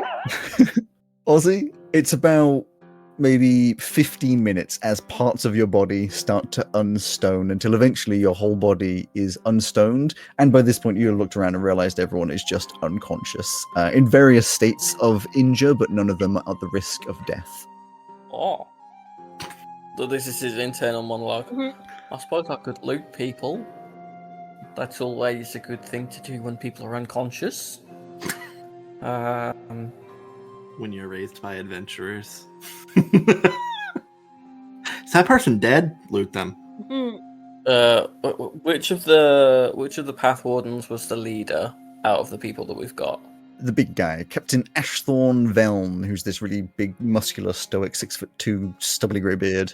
Who is their weakest member? For what Ozzy would consider, I tell you what, I'll give you the frames because it would be dependent on what Ozzy thinks is their the weediest. You've got the warden, who is masculine, 5'8", but very wiry. He's older, about 51. You've got 6 foot, relatively solid build as one of them. One of them is 5'10" and quite broad, but not necessarily very muscular. And then the last one is the feminine one, who is 5'6" and rather slim, but still fit in build. I'll go with the second to last one. The broad, but not necessarily muscular one. Yeah. Foxglove? Yeah. And what are you going to do with that? I'm going to drag him a little bit further away. Sure. Kneel down, keep an arm on him to prevent him getting up, but also so that it's not super threatening. So I'm not police choke holding him. But if I wanted to keep him pushed down, then I could. I'm just kind of slapping him around the face a little bit as he comes round. Yeah, you slap him around the face a little bit, and he just starts to wake up oh my head. It is imperative that you share the knowledge with me, your rescuer, of the company of rescuers. Tell me everything you know about Mr. Mumps. Mr. Hiya, what in the... Is life or death? You gotta tell me everything. There is very little of me that believes that this is life or death.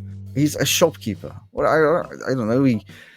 There's nothing particularly special about him. He's nice. He sells things. You've never tried to see if there's any magic. You never followed him around. Why would we? He's just a guy.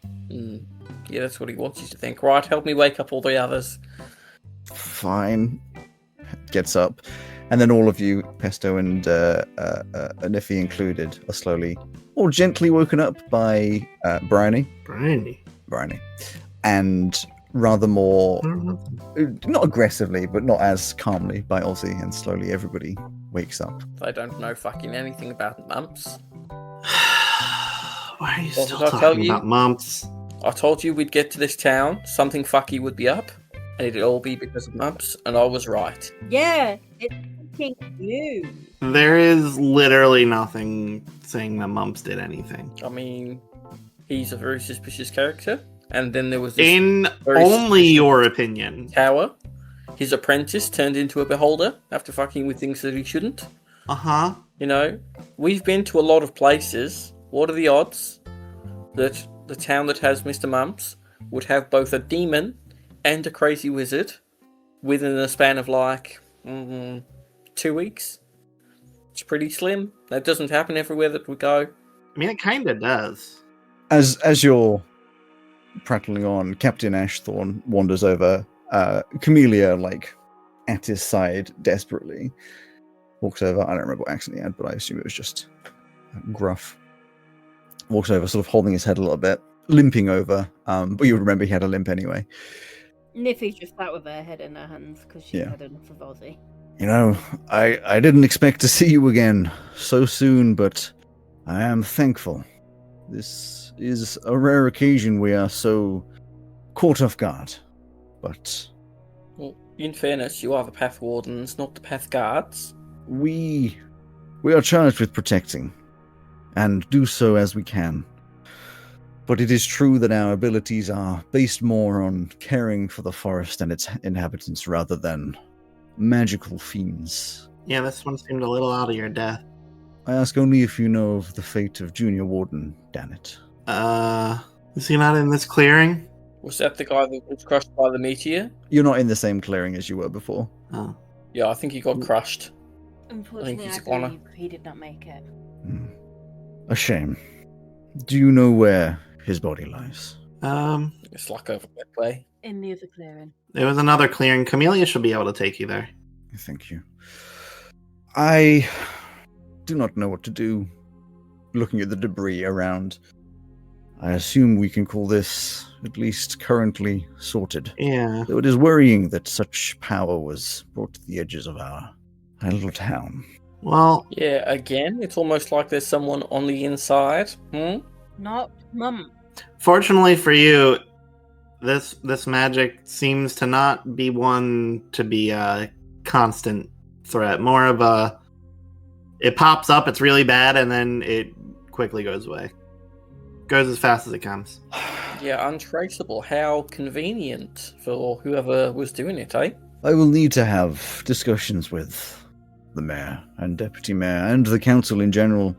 I think it may be time. Who's on the council? Sorry. The mumps is sorry.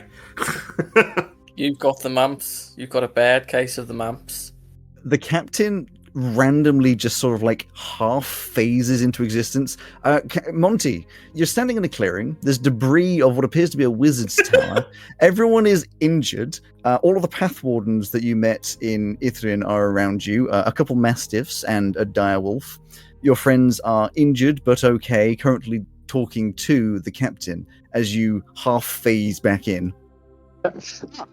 Chaps. What's going on? Where am I? What happened? Just stop Ozzy going on about mumps, please. All right, we're gonna go take care of Mr. Mumps. No, Captain, yeah, don't you worry. if you're only here for a little bit of time, which it seems like you are, I only see like half of your face sometimes. Please tell Ozzy to not kill Mr. Mumps. Please. Please. Ozzy, don't kill Mr. The captain phases away before he can finish his sentence. No! Well, I guess we'll have to wait till he gets back to find out what it was that he was going to say. You heard him say "don't kill," right? You heard that. You heard that. Yeah, you know what? You heard "don't kill Mr. That's what you got. You know That what? He could just have said been don't anybody. kill, so don't kill anyone. Yeah, don't kill. No, don't kill Mr. Murr. Okay, so if we meet a Mr. Murr, then I'll have to Mr. not kill Muh. Not Murr, Muh. him. Well, we don't know a Mr. Murr either. Ashthorn just looks at that, where the captain was, looks back to you and goes, as I was saying, we need to discuss having some kind of mage close by. This is far beyond anything we are able to deal with. I mean, And if it keeps happening, we will be unable to keep this town safe. a mage was kind of your problem. Maybe you get like something else. In some way. It may be we have to call on the Adventurers Guild, but I shall hope not. That's gonna definitely bring more trouble. I'll tell you that. Yeah, they were part. They were like, aside from mumps, they were the other part of the problem the last time. For now, Yeah, just like off the record, that was directly their fault. we are injured. We must rest, and a burial must be arranged. Wait, Pesto is asking who's on the council? It was a very pertinent question, because he's got a case of the mumps. Oh my god, you and the mum. If you wish to speak to the council, you will be able to in the town. I have more pressing matters currently. Is mumps on If the you council? wish to come back tomorrow and discuss further, then I am happy to. For now, we must rest. Yeah, but his mumps on. I can help you recover. His mumps on the council. He just starts walking away. I don't think he's on the council. But do you not want all the magical healing and the feel good stuff? He's still walking away. I just need to know. I think he'd rather you just shut up. That is a very strange attitude to look after your children. Get Camellia a nice big dinner. She deserved it. Camellia starts walking off with Ashthorn, and then just looks back to you, Pesto, and runs over, just gives you a little lick on the nose, and then runs off again. Yeah. Oh. Well, a little lick on the nose. Their tongue is the size of your face, Yeah. All right. and you're just left in this clearing. Back to the sea, I suppose. Yeah, I guess we head back. You don't want to chase up our lead? Nah. Head back to the ship, please. For a case that big, we should wait till the captain's here anyway. That's right. We'll need our full power Mm-hmm. to take on the dastardly maps. Yeah. You know what, Ozzy? Will you just shut the fuck up? I mean, I don't think I consider myself to be chatty. One small thing before they would have, as they would have been walking off, the Beastmaster, Warden Tansy Merrin, as you were discussing, would have had those mastiffs and basically immediately been able to sort of control them to sit and sort of be patient there. As he walks off, they follow him, but you would be able to call them back if you cared. Oh, they're my dogs. No. You don't be stealing my dogs. No, let them have the dog. No, we can have. No, they're mine. They're part of my clothing. They're magical dogs. They don't need food or anything, right? So He looks back and says, I will apologize. It was not my intention to take them. I did not even realize they were following me. It's fine. You're allowed to keep them. Pesto, why would you think that they don't need food? They're dogs. they're magical. They came off of a patch on your jacket. Yeah, but now they're just dogs. Please keep them. We can't afford to have them on the ship. No, they're my dogs. They're coming with. Please keep I- me. Hey, I You're will gonna play happily fetch with like my live femur or as something. whatever you need me to be. I will be your cook, your Are you- cleaner, your maid, whatever you need me to be. Please just let me get away from this. I Listen, it's Dick and Dom forever until they die. am far too injured for this conversation. Please. The dogs are yours. I am not trying to take them. Off Have a you go. nice day. Keep an eye out for Mr. Mamps. And walks off. The dog instructs the dogs to go back over to you, and they do so. And just sit by Ozzy. Can't believe that guy tried to steal Dick and Dom. And what are we going to do with Dick and Dom? We don't have a bungalow. Well, I thought you'd want to play like fetch or something. It's a very British joke. Don't worry, Rowan. Dick and Dom were Dick and Dom are TV presenters, most famous for a children's TV show called Dick and Dom in the Bungalow. They don't TV present anymore. I think it's Dom now has a TikTok channel where he does carpentry. Yeah, he's rebuilding our old farmhouse or something. Yeah, that's great. So anyway, do you head back towards The sheep? Yes. the sheep? No, the ship, not the sheep. The ship. The sheep are in the field over there. You do so. You get back to the ship, having walked back through a fairly long journey through the forest and back into the town. It would be late afternoon. Actually, let's say it's early evening by the time you get back to the ship. Injured, hurting, but fine in general.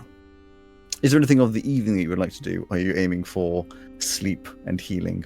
Sleeping. I mean, we didn't take all that much damage in the end, did we? I did. I did. Yeah, those two did. You were stone. Oh, did you? Yeah, I only took like that one thing of 18 damage. I am on 23 HP. Oh, hang on. I will do some ship's doctorness. I'm on 4. You're on 4. Yes. Okay, I shall treat you, my patient. Hang. I will salve your soul. What about the rest of her? 2 unclean. You regain Wow. 14 HP. Hang. Okay. The evening comes around. Pesto. Yeah. It's late at night. The ship is resting in the water, in the docks, and as usual, your nocturnal instincts are keeping you awake. I must fidget. You decide the best thing to do would be to occupy your mind with a little bit of designing, and so set up at your usual desk. Unfortunately, as soon as you sit down, you realize you are in fact out of paper, and will need to head to the cargo hold to grab some more. Sure, it's just outside my workshop. Yeah. Exactly. You lug your way over, most likely rather grumpy, and start squeezing between the boxes to get to the back where your rolls are stored, working your way Oh, around you this fuck. gigantic crate Oh. sitting in the way. But whilst you do, you can't help but notice a shiver run down your spine. It's usually cold in the cargo hold, so a little shiver is usually unnotable, but something about that shiver was wrong. Could you please make a perception check? I'm not good at those. 14. 14. As you look back, you jump at the shadows behind the boxes, but quickly come to your senses, realizing the shapes were just in your head. A formation of a sack on top of a crate. Obviously nothing to worry about. You quickly grab a roll of paper, feeling unnerved as you escape the cargo hold, certainly feeling as though something was wrong in there. How dare you? And I think that's a pretty good time for us to end the session. Yeah, before I say anything that all of us will regret, let's end the session. Yes, you can all rest up. I enjoyed today. It was mostly a fight. I'm amazed. I know, I enjoyed it. Did you enjoy the fight, or did you enjoy getting all the puzzles right? Both. I hope you enjoyed this episode of Magic, Myths and Mayhem. Thank you to Dark Fantasy Studio and Nicolas Judy and Ovani for the use of their music in this episode. And a big thanks to you for listening. If you want to hear more behind-the-scenes content, alongside extra art and lore, please consider joining our Patreon by searching Magic, Myths and Mayhem on patreon.com, or watch our extra content and games on twitch.com. For now, thank you for being here, and we look forward to seeing you next time. I'll see you then.